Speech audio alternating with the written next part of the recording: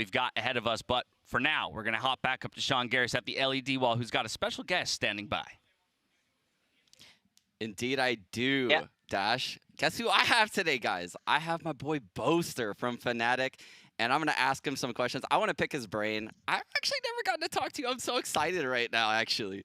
Oh, my God. So I'm going to kick it off with a Yo, what's up, man? wide question for you, all right, Boaster? I'm not going to make you sing in Mandarin or Yeah. anything crazy, but I'm going to ask you, what has changed with the meta in your eyes from Iceland looking into this event? Oh, what has changed with the meta? Well, they brought out Breeze, so that changes Yeah. everything in terms of like map pools and how you prepare maps. I'd say so. The meta in Iceland, I think the way that we approached it was very like high strat.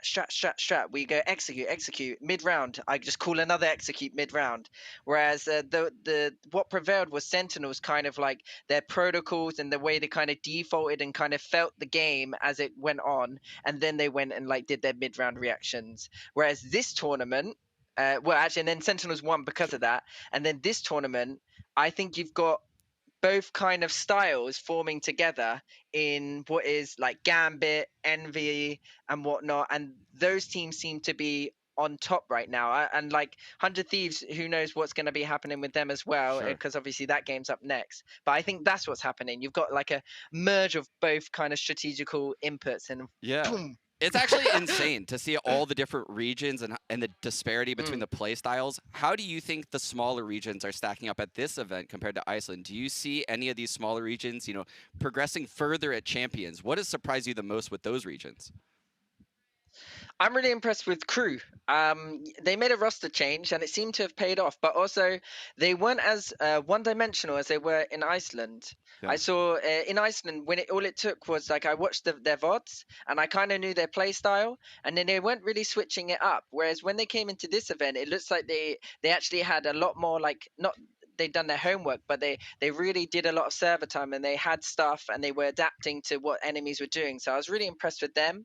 And I think just having more and more kind of these kind of scenes come in from each different regions, and they get to come and experience this LAN, just helps them kind of realize where they kind of are in terms of like the hierarchy of this game. Yeah, And I think that's what's cool. kind of going into your own region, I completely agree. I love how the regions have progressed, but going into your own region, this Gambit version has to be similar to the ones you guys are facing in scrims.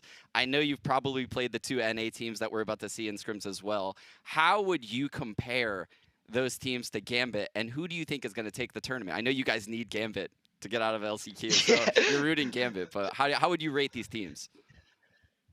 Yeah, I'm not sure how to go about this, because if I say I think Gambit are going to win, am I going to jinx it?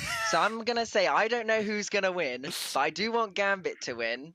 But based off like who I faced, we actually haven't played 100 Thieves in scrims, mainly because we saw that they were using KO, and I was like, there's no point us practicing KO right now, because like we just think he's okay, but like he's not current meta, you know, so Wow. it doesn't seem like good practice. Yeah.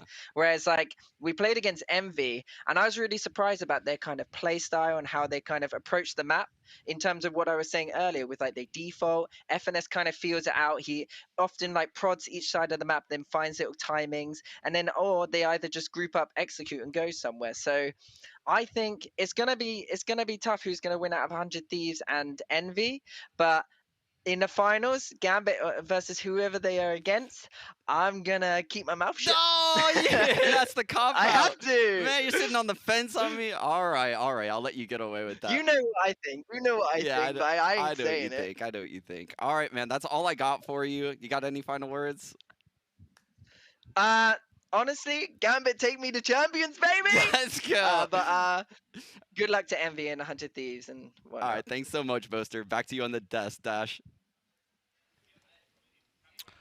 Oh, thank you so much, Sean. Sorry, I was just writing up my petition for the Sean Gares Boaster podcast that I'm hoping comes out next season. Would either of you like to be my first signature? Oh yeah. Yeah, please go ahead and get that I done don't have real a real quick pen, for but me. I'll sign.